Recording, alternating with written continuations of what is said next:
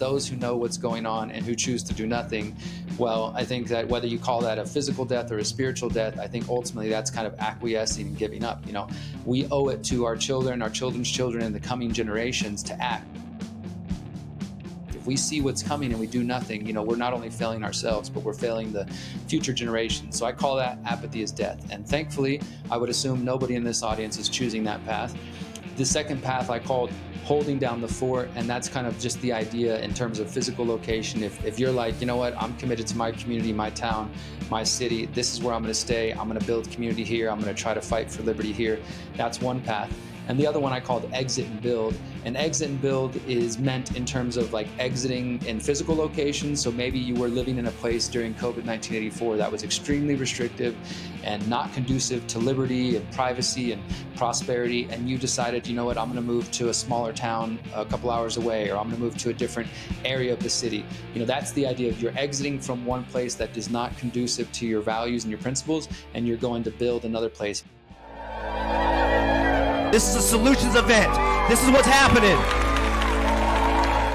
After 5 successful events in North America, the Freedom Cell Network is partnering with Free Humanity to bring the People's Reset to Bath, UK. The technocrats at the United Nations and the World Economic Forum are now hosting the Summit of the Future in New York City in September 2024. Join us in September for the People's Reset UK, our summit for our future. Over 3 days, we will gather in community, celebrating our victories and successes, whilst continuing to highlight solutions under 5 holistic themes. Liberate your mind, body, and spirit. Permaculture and food independence. Building parallel networks. Empowering technology. And building free and conscious communities. 24 top-notch speakers, including Charles Dowding, Dan Astin-Gregory, Nigel Hallett, John and Rebecca Bush, and many more. We'll also be hosting the People's Reset concert featuring international artist Dub FX, as well as Presence, 33, and more talented performers to come. Join us for the People's Reset UK. Visit thegreaterreset.org to learn more and to get your ticket today. This September, the United Nations are gathering to host the Summit of the Future, where the nations will sign the so-called Pact of the Future. It's expected to declare a planetary emergency. Now, what could that mean? Now, Derrick, our guest today, Derrick Broze, has described this as a technocratic takeover. So we're excited to learn more about what this is happening, excited as we can be about learning about a planetary emergency and what that could entail. But really what we want to address here is, how do we find a different path to a different future? How do we move away from these technocratic takeovers? How do we find a path towards something that prioritizes our freedom, our individual choices, our well-being, our flourishing? So many of us have thought about and considered, how do we kickstart an alternative future? Today, we're going to get in some of the nuts and bolts of that with Derrick. Derrick is one of the few in the world who's been solution-focused relentlessly for the last decade and more. And since late 2020, he launched with his co-founders the Greater Reset event, which is now coming to the UK as the People's Reset this September, and really looking at how we can drive some of these solutions forward and how you can actually opt out of the technocratic state and move away from this predatory class that are looking to exploit our world and our freedoms, and looking at how we can reclaim our freedom and our humanity. So it's amazing to have Derrick back again. Derrick's a man of many qualities. He's an author, he's a journalist, a documentary filmmaker, an activist, a radio host, an event curator and facilitator. And last year, Derrick even ran into the political arena as a contender for the mayor of Houston. We'll talk about that in the course of the interview. We'll touch on that, and multiple books written. There's a lot we can cover today, but let's start with this subject, Derrick, of the Summit of the Future. Tell us what you know. What is this Pact for the Future all about? Thanks for having me back, Dan, and thank you for all the work that you do. So the Summit of the Future, as you said, is happening in New York City, September 2024. It's going to be part of the United Nations annual General Assembly Week. And I actually just found out that the World Economic Forum is going to be there as well for what they're calling Sustainable Development Impact Meetings. This is going to be a really big gathering. I would say maybe as big as the World Health Organization's recent gathering that you were at, where they were talking about the pandemic agreement, and of course the World Economic Forum annual gatherings that many people are paying attention to. Unfortunately, this hasn't been getting as much attention, but I do think it deserves all of our attention. As you noted at the beginning, the UN is calling for all member nations, nearly 200 nations from around the world, to come together and to sign what they're calling the Pact for the Future. And I've been studying it, not only the UN documents, they released their what they call the Zero Draft Report back in April, so we now can see in their own words a little bit about what they're talking about. Essentially, there are two main calls. One you already mentioned, which is the call to declare a planetary emergency. And as you can imagine, like when governments, individual nation states, when they declare emergencies, like we saw during COVID-19, they typically grant themselves more powers, more authority to do whatever it is they want. And I believe that is something we're going to see with the United Nations, where if we see this declared a planetary emergency, whether that's related to climate change or war or economic downturn or threats of new pandemics, the idea is that the United Nations would then be given powers to do what? We don't know exactly, but essentially to have more control over the individual nation states, because anybody who's been following the last few years and who understands the people behind the UN, we know that their goal is to erode not only national sovereignty and, deciding what the US can do on their own, what the UK can do, but also eroding individual sovereignty down to the individual human level. They want it to be where the international body, this global body, the United Nations, gets to decide what we all can do in response to these various emergencies that they claim are on the horizon. The second thing is that they have been talking about creating what they're calling UN 2.0. So I believe this is going to be a major step towards redesigning, remaking, kind of reinventing or resetting, if you will, the United Nations. It may end up even being rebranded. It might not happen specifically in September, but as I've been following the discussions around this, that is one of the talking points. They're saying that the UN is the structure we have, but it needs to be remade. It needs to be redone. We need a UN 2.0. We need to strengthen the international global governance agreements in between various nation states, and give them the power that they want or that they believe they need, and that they're trying to convince us that they need in order to tackle these various claimed planetary emergencies. Derrick, it feels like we're living through this a period in history where there's this pursuit and drive towards ever global, centralized authority over how we live our lives. And we came up against this barrier when we were looking at the situation with the World Health Organization in Geneva when we went for the rally there. And the WHO are very clear at saying, oh, we're not here to take your national sovereignty. Look at our documents. It doesn't say anything about that in the documents. It's like, well, it kind of does. But at the same time, it's not really about the hard power of the subtext of these documents. It's often the soft power and the culture and the worldview that it creates, that connects with these supporting organizations and supranational organizations, NGOs, and how those then carry the baton of that message, which ultimately has the knock-on effect. So it's kind of, in many ways, a lot of the time it's used by indirect methods, coercion. And it feels like we're at a crossroads now where we either go down this path of centralized autocracy or where the machine grows and grows, or this world that we are seeking to create based upon freedom and human-based systems, restoring our sense of humanity. I'd be curious to kind of stretch the canvas a little in both directions, really. So what do you think some of the worst case probable outcomes are from this Pact of the Future, this Summit of the Future that's occurring in New York this September? I think the worst case scenario is that we see a major leap forward for those who are calling for world government.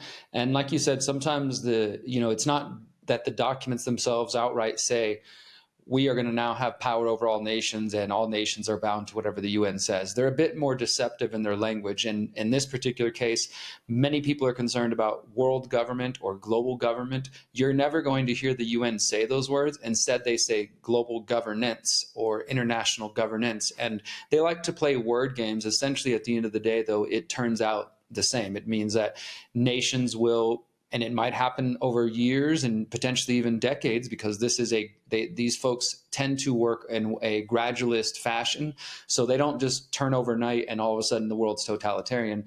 They like to kind of subtly get the world used to it, and of course use various emergencies. And I think that's the major danger here, right? So even if the Pact of the Future doesn't outright say the United Nations, the United Kingdom, Australia, the world is now handing over their sovereignty to the UN, and you are bound by every dictate from Geneva. Even if it doesn't outright say that, the idea that they are going to codify this idea that if there's a planetary emergency and if various steps happen, including a new declared pandemic or war or climate-related stuff, then the UN could implement what they are calling the planetary emergency plan. So that's the other key component of this, is if they sign this document, it doesn't mean the very next day we're all going to be living in totalitarian world government, but it's just one further step to codify the pieces that would allow that system to come into existence when they decide to declare some type of new emergency. And I think that's the major scary thing, is that in my view, is a major step towards world government, which is why I'm calling it a technocratic takeover. And of course, the philosophy of technocrats is to follow the experts, to trust the scientific, technological elite, that the individuals, the nations themselves are not capable of making wise decisions. And particularly, we see this related to climate change, that the UN and a lot of the organizations, the NGOs who are lobbying for the Summit of the Future and the Pact for the Future are making those arguments, saying that the nations cannot handle the climate crisis on their own. We need to have a new global governance body in order to tackle these crises, these emergencies. And that's what I fear, is that this is going to be a major leap forward towards the system that many of us are trying to prevent, and that we believe will not lead to long-term liberty or prosperity for any of us. Yeah, it feels like the key decisions about how we live our lives are being made by a greater and greater distance away from those who are affected by the decisions. So we're getting this global, centralized decision-making authority, which is so far removed from how we live our lives in our local communities. Now, that to me is, you've painted a very, for me, concerning projection of what this could lead to. But I suppose what I've learned from looking at the issues around the WHO is that it's almost like I forget the actual psychological principle for it, but it's the idea that if I eat cake today, then it's not necessarily going to make me unhealthy tomorrow. But if I eat cake every single day, at some point in the future, I'm going to get overweight. I could get all kinds of health problems. But in my decision today to have a cake, I don't think about the consequences of that action. I might do, or some people might do. But ultimately, this trajectory one leads to a future that we have no control over at that point. So what I see with this is that when we had lockdowns, it was like in-your-face tyranny. And when the people were kind of having their sleeves rolled, it felt like people were going to knock on your door and roll your sleeve up if you weren't careful. So people had that real direct in-your-face threat of tyranny. Whereas now we have this distant threat of this one world government and whatever that may entail. So could you paint a picture, to make it real to people? How is this going to affect people's day-to-day lives, do you think? And is it a slow creep? Is this the beginning of another boiling frog, where at some point in the future the pan is really overflowing, and this is when, we're going to see shit hit the fan, excuse my language. So could you paint a picture of how this could potentially affect people's day-to-day living? Yeah, absolutely, Dan. And, I wish, honestly, and I say this hesitantly because, of course, I don't wish harm on anybody, but I definitely prefer the COVID days when it seemed like so many more people were paying attention because they felt that immediate threat that you were describing, Dan. Like now, because we're not locked down, because we're not seeing daily news of people being dragged from their homes or people being forced vaccinated or losing their jobs and things like that, it seems like many of the folks in our community, let's say broader, like worldwide freedom community, have kind of gone back to sleep or have gone back to whatever they were doing prior to COVID. And I don't think that's a good strategy. I definitely think people should remain alert. I don't mean live your life in fear and drive yourself crazy and be constantly paranoid, but absolutely, as I mentioned earlier, and you said the boiling pot analogy there, that is what we're dealing with here. This is a slow kind of a slow process that they've been these people that I do refer to as the predator class or the pyramid of power. They've been working on this for generations, and there are various times where we see a spike in it. COVID-19 is one of those times where they ran as quick as they could to the finish line. They didn't get there yet, but they definitely advanced the ball down the field. And I think that things like the Summit of the Future, even if it doesn't get a lot of press or attention in the independent alternative media or even the mainstream media, it seems to me like this is going to be one of those things that if we ignore it, we're going to look back in 5 years, 10 years and say, this started with the Summit of the Future, or at least this advanced greatly with the Summit of the Future, much like I think people felt with the World Health Organization agreement. So I think that we need to be forward thinking. This is, of course, the goal of the movement of the Freedom Cell Network and the People's Reset. If we understand, and I talk about this in my book, if we understand the tools that were used against us, lockdowns, coercion, bribes, separation of people, outright police state measures that were used to try to force people to comply with the COVID-1984 agenda, because yes, it was about a shot, but at the end of the day, it was more about forcing compliance to whatever they want. That compliance, the things they want us to comply with could change, but the point is they want compliance. And I want people to remember those days, not to, be stuck in COVID tyranny and always thinking about that, but also don't forget that the governments of the world have showed us the tools that they're willing to use on their own populations if they want to force an agenda. And I believe they will use those tools again, whether it's about the climate, whether it's about another claimed pandemic, war, anything they can. If they want to advance their agendas, they will try these strategies again. So I just, again, I don't want anybody to live in fear, to drive themselves crazy, but let's also not be naive and assume that this is over, that the battle has been, that the war has been won. Maybe we survived this battle of COVID-1984. Some of us did. Obviously, a lot of people lost their lives in different ways and lost their livelihood, and friends and family, and these are really hurtful things. So let's acknowledge that. Let's not be stuck in it, but let's also look to the future and see how we can be more prepared for whatever may be coming. And that is really where I try to focus my work on, not just sort of sitting in that boiling pot and waiting and then, oh my God, here it comes. Let me go out and protest again and try to save whatever freedom I've got left. But instead saying, why don't we start thinking ahead and planning for the next emergency they might declare, which is obviously the focus of this Summit of the Future. And let me try to be proactive. Let me see what I can do in my community, my family, my church, whatever you've got, and really build that true local resiliency and independency and interdependency, so that when the next whatever emergency they declare comes along, we might be in a better position to thrive in the face of that and to help other people rather than scrambling and just trying to survive through the chaos.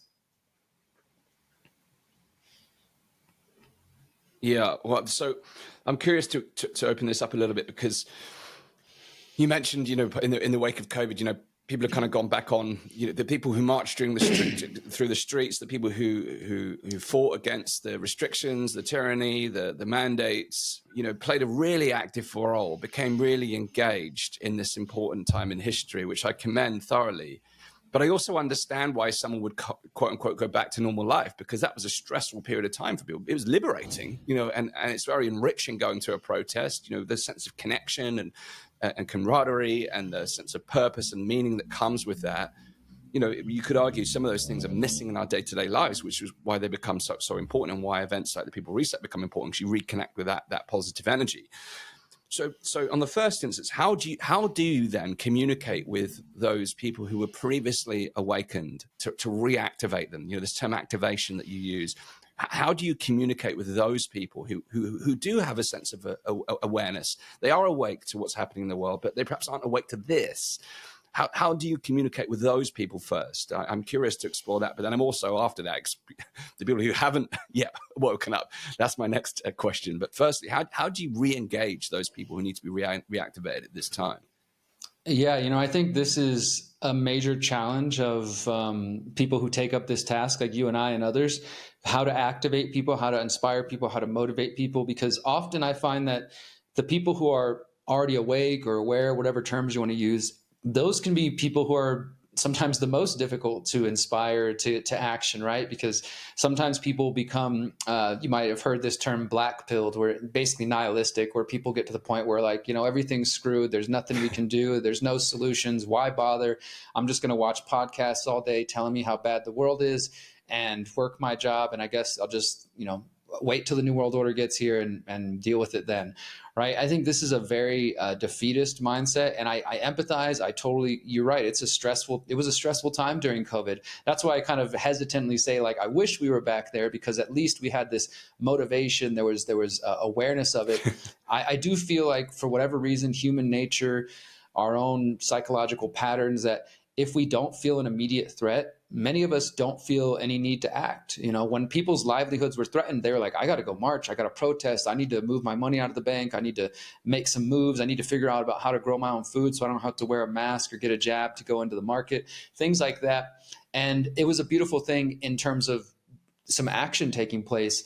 So we might be trying to overcome human nature here because people don't feel the immediate threat right now. But I think that those who are already paying attention, I highly, highly encourage you, my friends, to, for one, recognize that there is an entire, this is a whole nother topic we could do a whole podcast on, but there's an entire ecosystem out there in the independent alternative media. People like David Icke call it the mainstream alternative media, that I think is exclusively focused on trying to fill your heads with fear porn, with doom porn, with just bad news all day. And rest assured, the world out there has a lot of scary things, genocides, and all kinds of horrible things happening. But if you only consume that content and you never actually think, what am I doing for myself? I fear you'll be lost down the rabbit hole. And, the World Economic Forum, the United Nations, and the various associates, they're holding conferences 3 to 4 times a year. They're writing white papers and documents and hosting live streams. These people are organized, and they've been organized for generations now. They are working night and day on their Agenda 2030, their Sustainable Development Goals, the Great Reset, Fourth Industrial Revolution. And they have a plan and a vision, and they're very coordinated. I really believe that we need that same level of coordination on our side. This is part of the motivation of originally starting what's now known as the People's Reset, originally the Greater Reset. It was a response to what they were doing and saying, well, look, if they're going to do that and they're going to meet in Davos, we need to get together and we need to have our own gatherings, grassroots, bottom up, thinking about what are our solutions. And so I just want to encourage anybody who out there who maybe that does describe you. If you're like, okay, what's Dan up to? Okay, what's Derrick up to? What's Neil up to? And you're just going through the channels and, maybe you're not watching the mainstream stuff anymore, but you're still just kind of cycling through, to really stop and ask yourself, what is that information doing for you? Is it empowering you? I know Dan is an empowering person to follow. And the idea, though, and I believe you would agree with this, Dan, is that when you put out something, you want to motivate people into taking some type of action, whatever that may be, whether that's doing more research on a topic or getting involved locally. I really try to emphasize to those of us who are already in the know that, for me, and again, I think you would agree, Dan, that this isn't just conspiratainment, infotainment. I'm not doing this because it's a fun thing to do. We're motivated because, you have a son, I plan to have a family in the future. Like, we have real motivations behind taking these daily actions. And, whatever your situation is out there, whether you've got family, friends, or you're just an individual, I hope that you can find it within yourself to find something that motivates you, that you do want to fight for, that you do want to live for, and use that as your daily motivation to start thinking about how you can protect yourself from any of these future emergencies that they might declare. Again, it's not about living in fear, living in paranoia, but it's also not about just being complacent and accepting that, well, I guess I'm just going to own nothing and be happy, because that's not the future I want. And I don't think that's the future any of us want, but it's going to take work and effort for us to create an alternative.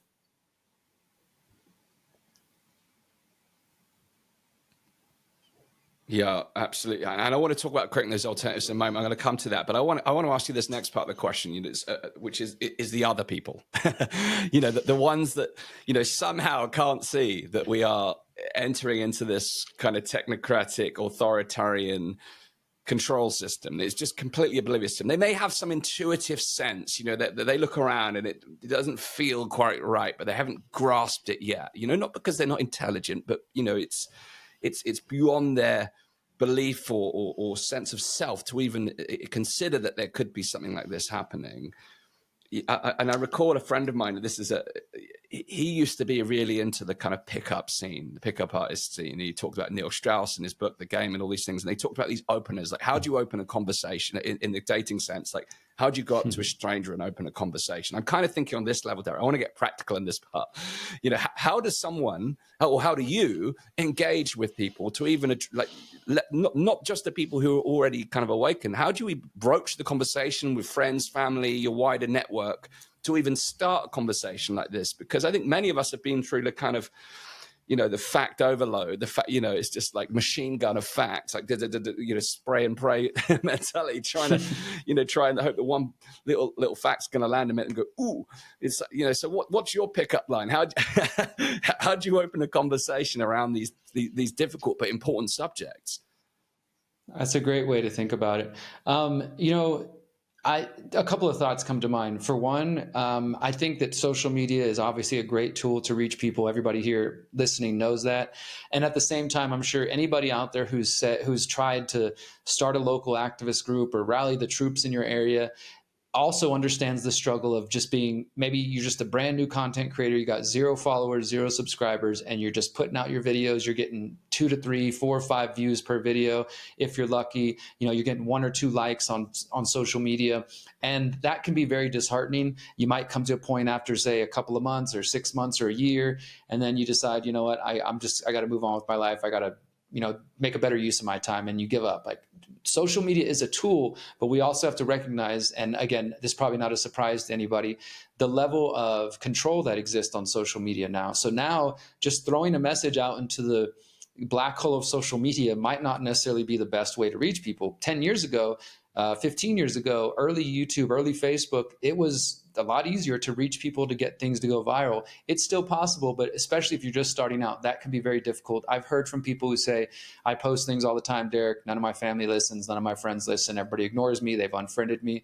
So in this case, I like to go back to something a little bit more practical, a little more basic. I still believe that there is an immense value in putting a flyer in, putting a leaflet in somebody's hand. And even if that, you know, there's not an initial conversation, you know, like you said, sometimes we can just try to hit people with too many facts and we overwhelm them and they're like, never, no, I don't want to take your info. But going to the streets with, you know, a couple of people, it doesn't have to be 30, 40, 50, 100 people, just a handful of people. I mean, this was the basis of my early activism back in Texas, in the States. Just every weekend, picking a topic that we cared about, going to some local festival or to the park downtown or some busy high traffic, foot traffic area, and just passing out flyers. And I swear to you, every time we would do that, we would recruit 1 or 2 new people who were like, oh, you guys are out here talking about this? I didn't know anybody was doing this. And bit by bit, little by little, it grew and grew until we had, you know, a whole activist movement that was able to go out and do a lot of things and really impact our community well. I can even say that for me, one of the first things that ever got me, I mean, maybe if this didn't happen, I might not be here, but 15 years ago, 16 years ago, I was at a festival, a street festival in Houston, and somebody was walking around and they had stickers that said 9/11 was an inside job. And I didn't really think about it. I just took the sticker. I was like, okay, that's cool. And I took it home and put it on my keyboard in my music room. And I didn't think about it for maybe a year. One day, though, eventually I decided to look that phrase up. That led me to Alex Jones and to a bunch of other places. You know, so even like that, you can hand somebody a flyer and you're not necessarily going to see the impact of where that's going to go from, you know, day one, what journey that's going to take them on. So I think that those can be really useful, really impactful in terms of trying to engage people. Of course, not everybody's going to be receptive. Now, and when you're talking about like a pickup line, almost like if you're at the bar, you're at the pub and you're just going up to somebody and just walk up like, hey guys, you know, COVID's a lie. Did y'all know that? Hey, did you know the vaccines are harming people? You're probably not necessarily going to get a lot of engagement right off the bat with that. You know, one of the things I've tried to do besides the outreach, if I'm just engaging like a stranger or a new friend or especially a family member, because like most people, I spent a lot of time in the beginning, you know, driving everybody around me crazy, trying to like force information down their throats, like, check this, watch this, pay attention to this. And I drove a lot of people away, including close family members. And over time, though, I've learned to meet them where they are. I think this is a really important point. My mom and my brother and my sister, they know about my work, but they're not political people. They're not going to read my articles. They're not going to read my books. They'll maybe watch one of my talks or something like that. But if I come to them with a bit of information related to health, particularly related to children's health, because my brother and sister are children. My mom's a grandma now. And I say, hey, look, you guys need to look at, watch out for the fluoride in the water, or hey, look out for this poison. They just found a study that this is causing problem for the kids in this way or that way. They'll listen. That's when I can get them to listen. Now, they're not going to sit down and listen to a 2-hour documentary about the Federal Reserve or, some other deeper topic that I might wish they would, but I can reach them when it comes to health, particularly if it relates to their children's health. So that's one thing I think, meeting people where they are. Sometimes also we have so much information. We've watched so many documentaries, read so many books, and we're just ready to shout it out at the world. Sometimes it's important to take a breath, take a step back, and meet the person first. What are they concerned about? What are they interested about? And then through that process, you might be able to better suit your messaging. You're like, okay, I can tell this person cares about food. They're interested in gardening. Maybe I can, I told them to learn about permaculture. I can tell them about this study I found that shows depletion of soil and why that's important. You find a way to reach them where they're at, rather than trying to shove the message that you're focused on down their throat and hoping that it's going to have the reaction you want. Yeah, I mean, a friend of mine called me last night on the phone, and he said, Dan, when was the last time one of your friends just called you to say hello? And I was like, I think last time someone did that, the phone had a cord attached. We just don't do that anymore. We text each other and leave each other voice notes.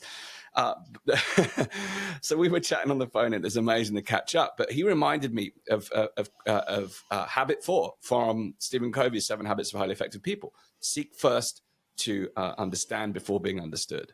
So how do we learn about someone else's map of the world before trying to share our own? Because you're absolutely right. If you understand they care about health, well, there's an opportunity to learn about their map of the world on health, and how does it connect with our map of the world, and how can we bridge that gap? So I think it's so important. And just this week, I was talking to someone from the charitable sector. Really interesting conversation. She said, Dan, I see what you've been doing. It's fascinating. But let me tell you this, what I've learned from my work in charity over a decade is that whenever we run these ads on television, there's 2 types of ads that we run. We've tested them all. There's the ad that tells you how many people are starving from malnutrition or disease in Africa or wherever developed part of the world. And there's the advert that says, this boy, his life is under threat. And they tell the story of the struggle that individual child is going through. And she said, sometimes the result of the story alone will be 10 to 100 times more effective than in gaining donations for the cause than the stats. And David Sherrill-Ambos, who's been working with us in the UK for a long time, has been banging on about this. He says, you're hammering people with facts and data. He says that doesn't convert. That's what people look to once they become emotionally invested in something. And I felt emotional telling the story of the child. I don't even know what cause it was talking about. It was a made-up story, and I felt connected to it because actually the human suffering is the part that people care about. It's not like the number, the one story. So I think actually our ability to tell stories, after all, this is how we communicate. This is how human beings have always communicated. Historically, education was through stories. I think our ability to tell stories is so important. Now, talking of stories, I want to talk about Group 3. Group 3 are the people who I believe are actively looking for solutions. And you've written a book called How to Opt Out the Technocratic State. And I'm fortunate enough to have a copy of this. And I'm actually going to say something right now before we talk about the book. I'm going to buy another copy of the book. And for anyone who shares this episode and writes, it's time to opt out of the technocratic state, in your comment, share this episode, write how to opt out of the technocratic state as your comment. I will pick one person at random and I will send you a copy of Derrick's book. So that's a little task for you at home. If you're listening to this, what can I do to take action and support this? Share this episode, write how to opt out of the technocratic state, and I'll send you a copy of Derrick's book. Derrick, tell us about this book, because to me, when I say this is for Group 3 people, Group 3 are the people that, to me, they're actively pursuing ways to opt out of the technocratic state. And to me, it's not like we've just had an election in the UK. You can't just tick a box on an electoral form and expect the technocratic state to disappear. You might get a slightly better version. Unfortunately, in the UK, we haven't resulted in that situation, but you might, you could. We could talk about politics another time, because I said we'd talk about your electoral campaign. I think we're going to have time, so we'll tease that for another time. But tell us about the book. In fact, not just tell us about the book. Tell us what are the most important ideas in that book that people really need to know in order to actually embrace this path of opting out. Absolutely, Dan. Thank you. And I'll just show it so you guys can see it. That's the copy of the book right there. And I do want to just mention, first of all, Dan, thanks for making that offer to your audience. The book is available in Spanish. It's available in German. It's being translated to Dutch and to Korean right now. There's also a free audiobook. People can go to theconsciousresistance.com/how-to and find all the details and things there. And I originally wrote this book in 2019, and I published it January 21st, 2020. So right before COVID-19 84 became our nightmare for the last couple of years. And I had no awareness, of course, that anything major was coming. I wrote the book because a lot of my journalism has focused on digital surveillance tools, facial recognition, gate detection, heat detection, license plate detectors, all the number of things, social credit scores, digital IDs. I was very aware of these things and following this fight going back as far as 2016. And I found lawyers organizations, digital rights groups who've been warning for years about the dangers of these types of technologies that they could pose for our liberty and for our future.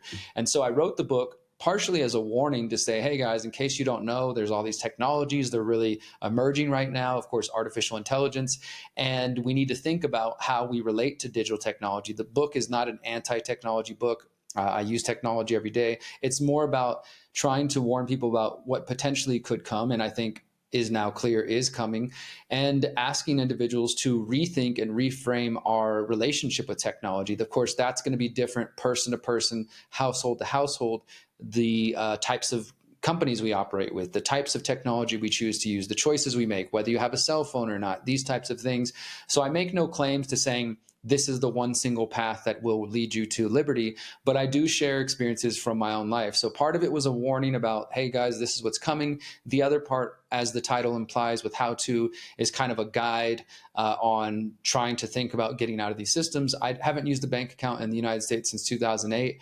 I don't have a relationship with certain government agencies, and I don't do anything fancy. I don't file any affidavits or write my letter in lowercase or all caps or call myself sovereign citizen. I literally just try to operate outside of those systems. And I've been quite successful at doing this challenging journey. And the book, I was sort of sharing some of my personal journey, and again, also warning people and letting people know that if you think about how difficult it is to operate right now in the modern world without a credit card, for example, or without credit history, even without a cell phone, these kinds of things, even if you wanted to, it can become quite difficult to do so because much of our world expects these things, expects you to have a bank account, expects you to have tax history and various things like that.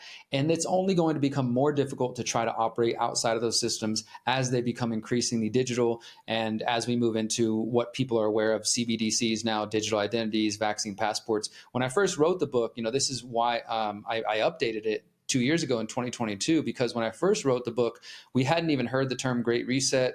We hadn't heard CBDCs. We hadn't seen vaccine passports.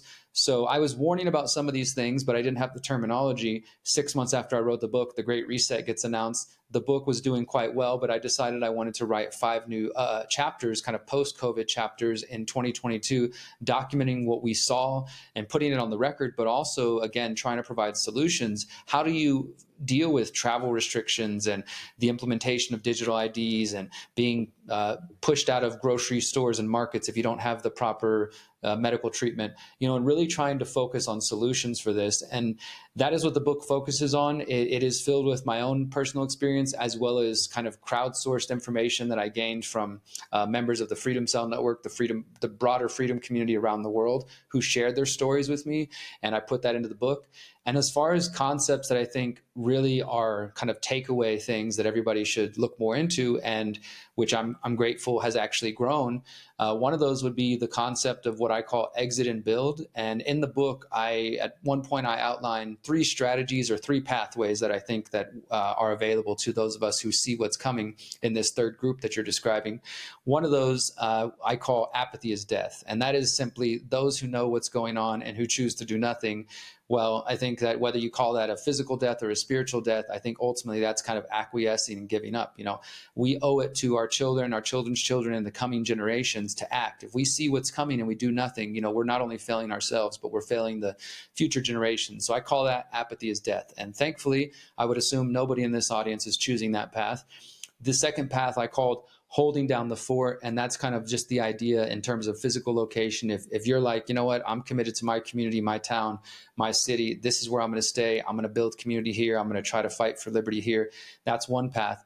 And the other one I called exit and build. And exit and build is meant in terms of like exiting in physical locations. So maybe you were living in a place during COVID 1984 that was extremely restrictive and not conducive to liberty and privacy and prosperity. And you decided, you know what, I'm going to move to a smaller town a couple hours away, or I'm going to move to a different area of the city. That's the idea of you're exiting from one place that is not conducive to your values and your principles, and you're going to build another place. Maybe you're going to another city. Like, for example, I heard from some people, there's just nobody in my community. Everybody here is wearing masks. Everybody here is, supporting the lockdowns. But there's 2 towns over, about an hour away, where there's a lot of movement. There's activism, there's rallies, there's resistance. I think I'm going to go move there because I feel like my energy and my resources will better be used there instead of trying to build, from the bottom up. Some people chose to do that. So exit and build is about physical location sometimes, but more importantly, it's also about our daily habits and then the philosophy, the way we live our lives. So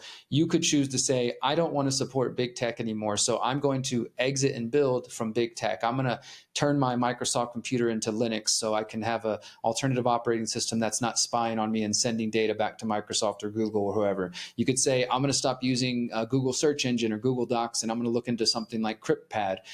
One great resource is a website called nomooregoogle.com, privacytools.io, takebackourtech.org. And that's just one area, right? What I encourage people to do is kind of take this holistic look at your life. Like, I focus on economics, on food, on the technology, and I think spirituality, our mental well-being is a big part of this as well. And looking at these different areas, and you could come up with more areas, more focus areas that you are kind of maybe dependent on the current systems, or you see that you would like more liberty, right? So maybe you're like, my food is 100% dependent on the big box grocery store, the corporate chain in my town, and I don't know how to even plant a seed. I've never touched a seed or touched dirt in my life.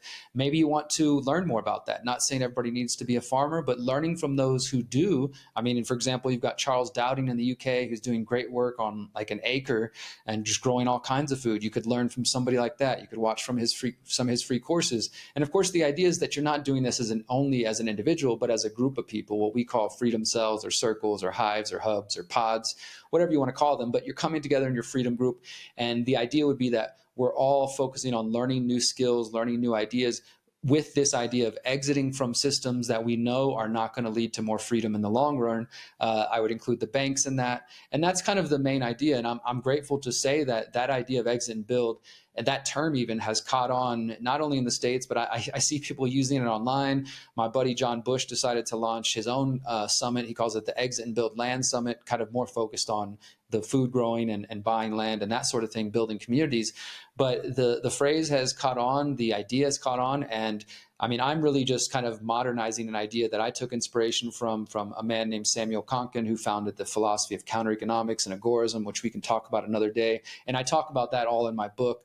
But that's kind of my, I guess, modern version of this idea, trying to get people to think that perhaps the solutions, as you were saying earlier, Dan, aren't going to be found in the political system and voting. We're a few months away from the US election. So a lot of people who were focused on freedom the last few months, now they're getting pulled back in to go vote and thinking that that's going to fix everything. But I unfortunately don't believe that the ballot box is where we're going to see the real solutions. I also don't think it's going to come from the bullet box and from violence and things like that. I really think that the true answers, the true solution is nonviolent, peaceful noncompliance and resistance, as well as focusing our energy on this exiting from their systems and building new systems, or supporting those who are building new ones. Like on the tech side, I'm not a technologist, I'm not a software engineer, or I don't know code, things like that. But I have friends like Hakeem Anwar, who has the Above phone, and now he's got the Above book, and they're creating solutions for those of us who are looking to use the tools that we have, but to do so in a way that, once again, is in line with our values. So sometimes you might not be the one to build the new systems, but you can support and promote those who are building those new systems. And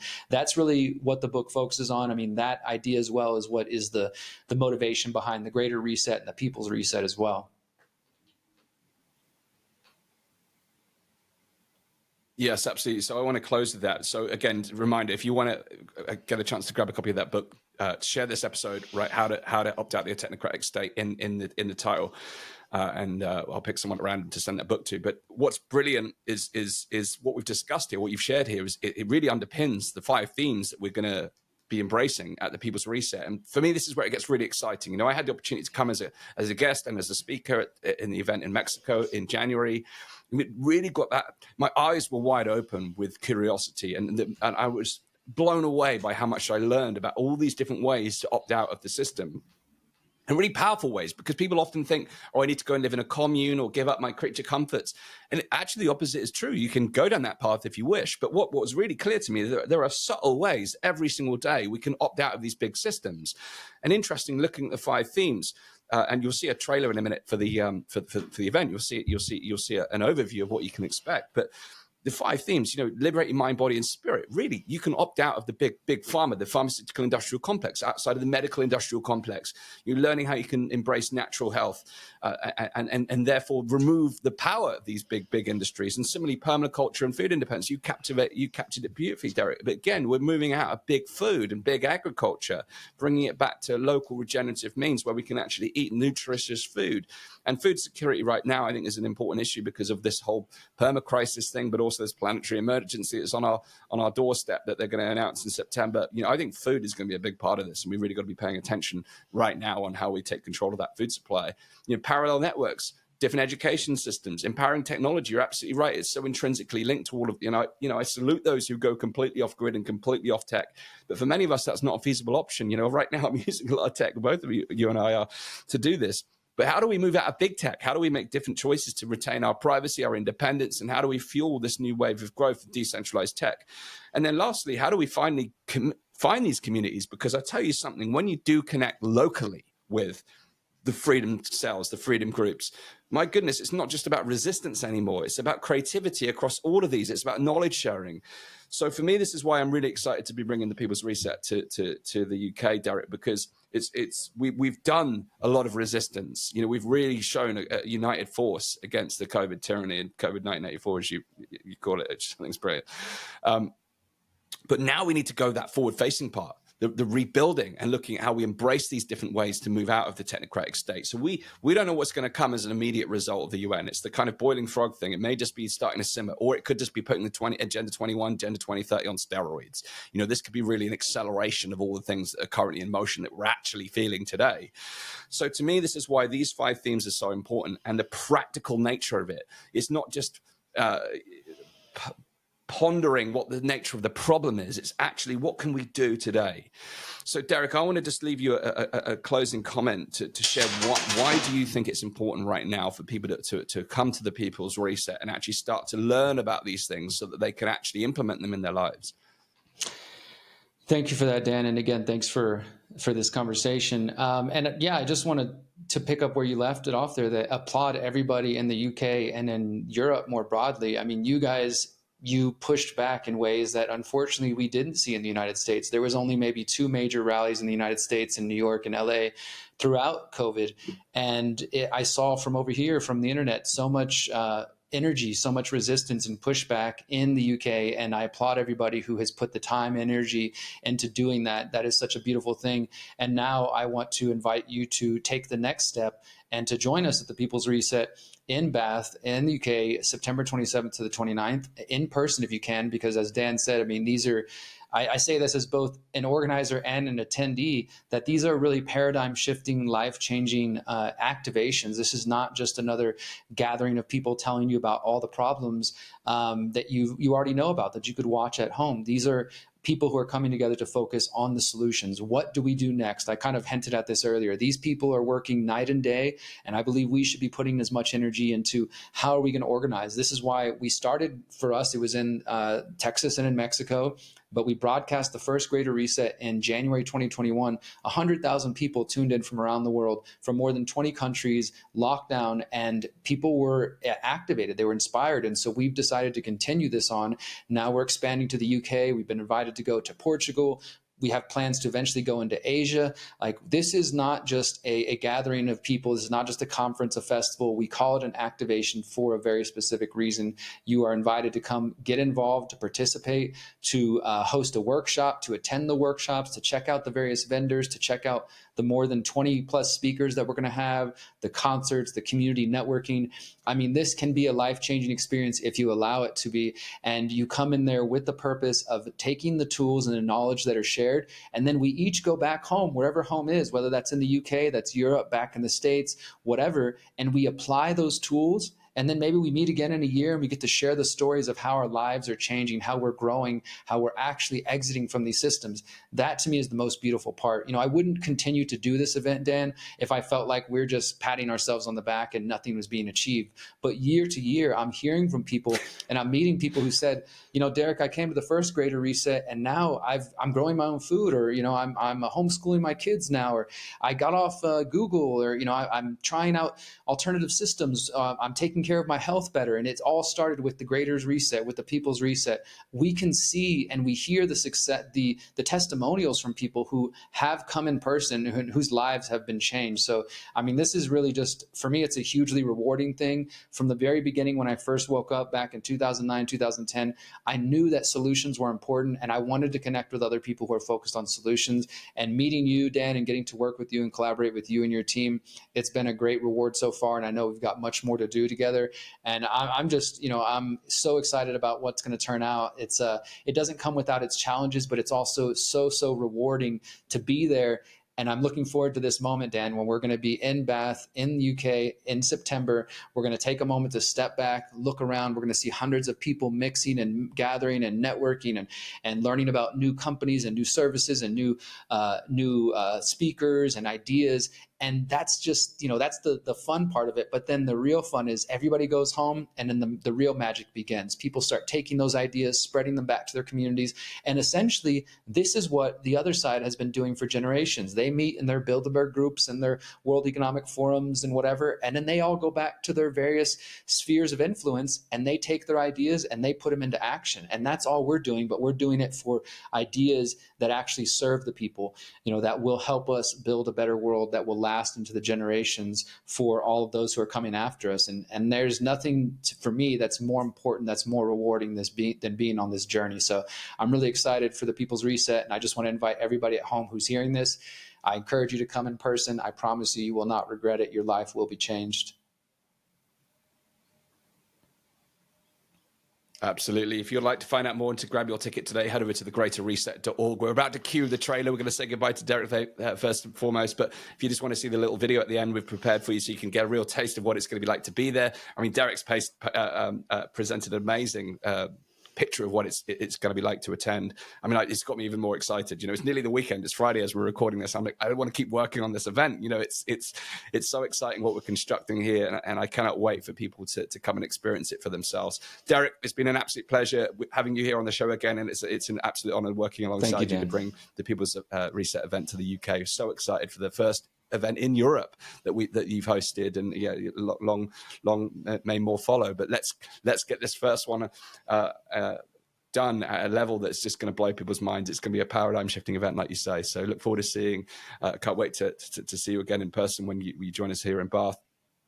Let's cue the trailer. Derrick, enjoy your weekend, and thanks so much again for being with us. It's been a beautiful conversation. Thank you, Dan. This is a solutions event. This is what's happening. After 5 successful events in North America, the Freedom Cell Network is partnering with Free Humanity to bring the People's Reset to Bath, UK.